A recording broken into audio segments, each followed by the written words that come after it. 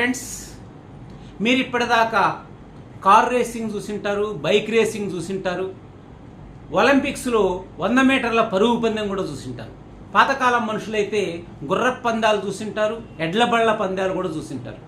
కానీ పురుషుల యొక్క వీర్యంలోని వీర్య కణాల మధ్య పరుగు పందెం మీరు ఇప్పటిదాకా చూసారా? బట్ చూడబోతున్నారు. It is a fact. అమెరికాలోని లాస్ ఏంజల్స్లో, హాలీవుడ్లో ఈ నెల 25వ తారీఖున పురుషుల యొక్క వీర్య కణాల మధ్య పరుగు పందెం నిర్వహించబోతున్నారు. ఏమిటి పరుగు పందెం, ఏమిటి వైపరీత్యం అని మీరు అనుకుంటున్నారా? ఇది వైపరీత్యం కాదు, నిజమైనటువంటి పరుగు పందెమే. గడచిన 50 సంవత్సరాల్లో పురుషుల యొక్క సంతానోత్పత్తి సామర్థ్యం 50% కంటే క్షీణించింది అని చెప్పి చాలామంది ఆందోళన చెందినటువంటి కొంతమంది నిర్వాహకులు ఈ రకమైనటువంటి ప్రక్రియకు శ్రీకారం చుట్టారు. స్పెర్మ్ రేసింగ్ అనేటువంటి ఒక స్టార్టప్ కంపెనీ $1 మిలియన్ వాళ్ళు ఈ కంపెనీని ప్రారంభించారు. అందులో ఫౌండర్స్ అయినటువంటి 4 ఈ రకమైనటువంటి కొత్త వరవడికి శ్రీకారం చుట్టారు.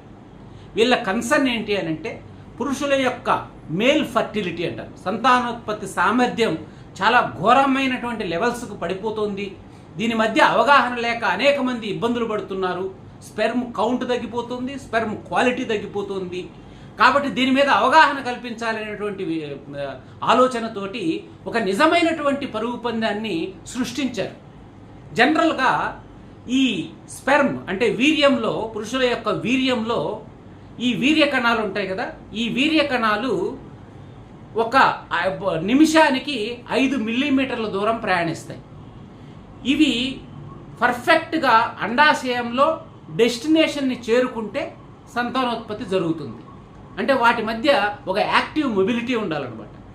అందుకని చెప్పి ఈ నిర్వాహకులు ఏం చేశారు అని అంటే, ఒక 20 సెంటీమీటర్స్ అంటే ఇంత 20 సెంటీమీటర్స్ ఈ మైక్రోస్కోపిక్ ట్రాక్ను తయారు చేశారు. అంటే స్త్రీలలో ఉన్నటువంటి అండాశయం మాదిరిగానే అదే రకమైనటువంటి కృత్రిమమైనటువంటి వాతావరణాన్ని క్రియేట్ చేసి ఒక 20 సెంటీమీటర్స్ ట్రాక్ని తయారు చేశారు. ఆ 20 సెంటీమీటర్స్ ట్రాక్లో ఒక 2 వీర్య నమూనాల్ని ఆ ట్రాక్లో ప్రవేశపెడతారు. అందులో ఉన్నటువంటి వీర్య కణాలు ఎంత ఫాస్ట్గా డెస్టినేషన్ని చేరుకుంటున్నాయి అనేది చూస్తారు. అంటే ఈ వీర్య కణాల యొక్క ట్రాక్ 20 సెంటీమీటర్స్ లెంగ్త్ ఉంటుంది అని చెప్పాను. ఒక్కొక్క వీర్య కణం యావరేజ్గా నిమిషానికి 5 మిల్లీమీటర్లు ప్రయాణం చేస్తుంది. అంటే 20 సెంటీమీటర్లు అంటే 200 మిల్లీమీటర్లు. సో సుమారుగా 40 నిమిషాలు ఒక్కొక్క వీర్య కణానికి చేరుకోవడానికి టైం పడుతుంది యావరేజ్గా. కొన్ని 5 నిమిషాల్లోనే చేరుకోవచ్చు, కొన్ని గంట టైంలో చేరుకోవచ్చు. సో ఏ వీర్య కణం ఫాస్ట్గా చేరుకుంటోంది అని విజేతను నిర్ణయించేటువంటి ఏర్పాటు చేశారు. మరి ఈ 20 సెంటీమీటర్లలో అంత మైక్రోస్కోపిక్ వీర్య కణాలు ఏ విధంగా పరుగు పందెంలో పాల్గొని అవి ముందుకెళ్తున్నాయి అని చెప్పి తెలుసుకోవడం కోసం వీళ్ళు హై రెజల్యూషన్ ఉన్నటువంటి కెమెరాస్ని అరేంజ్ చేశారు. చాలా హై రెజల్యూషన్ కెమెరాస్ తోటి, హై ఇమేజింగ్ తోటి మనం క్లియర్గా ఆ వీర్య కణాల యొక్క పరుగు పందాన్ని వీక్షించే ఏర్పాట్లు కూడా చేశారు. దానికి కామెంటరీ పెట్టారు, అంతా పెట్టారు. సరే, ఈ టికెట్లు కూడా ఈ రోజు నుంచి సేల్ చేయడానికి కూడా నిర్వాహకులు సిద్ధమయ్యారు. సో ఈ రకమైనటువంటి పోటీ ఎందుకు పెడుతున్నారు, ఏంటి కన్సర్న్ అని చెప్పి మనం కానీ ఒకసారి ఆలోచించినట్లయితే, మనలో ఉన్నటువంటి ఆహారపు అలవాట్లు మారిపోయి జంక్ ఫుడ్కి అలవాటు పడిపోవడం వల్ల మన స్పెర్మ్ క్వాలిటీ కానీ స్పెర్మ్ కౌంట్ కానీ తగ్గిపోతుంది. అదేవిధంగా మన యొక్క స్ట్రెస్ లెవెల్స్, లైఫ్ స్టైల్ మారిపోయి స్ట్రెస్ లెవెల్స్ విపరీతంగా పెరిగిపోవడం వల్ల కూడా ఈ స్పెర్మ్ క్వాలిటీ తగ్గిపోతుంది. అందుకే సంతానోత్పత్తి సామర్థ్యం కూడా తగ్గిపోతుంది. ఇది కాకుండా ఎన్విరాన్మెంటల్ ఫ్యాక్టర్స్ అంటే ఈ గ్లోబల్ వార్మింగ్ వల్ల, అనేక రకాలైనటువంటి పొల్యూటెంట్స్ వల్ల కూడా మన యొక్క సామర్థ్యం, సంతానోత్పత్తి సామర్థ్యం తగ్గిపోతుంది. ఈ 3 ఒక కారణమైతే, ఇంకా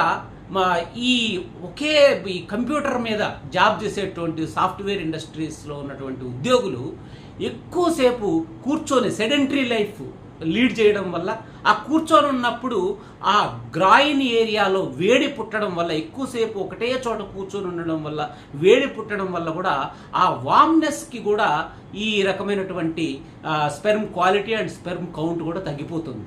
సో దీని మీద అవగాహన కల్పించడానికే నిర్వాహకులు ఈ వినూత్నమైనటువంటి పరుగు పందానికి శ్రీకారం చుట్టారు.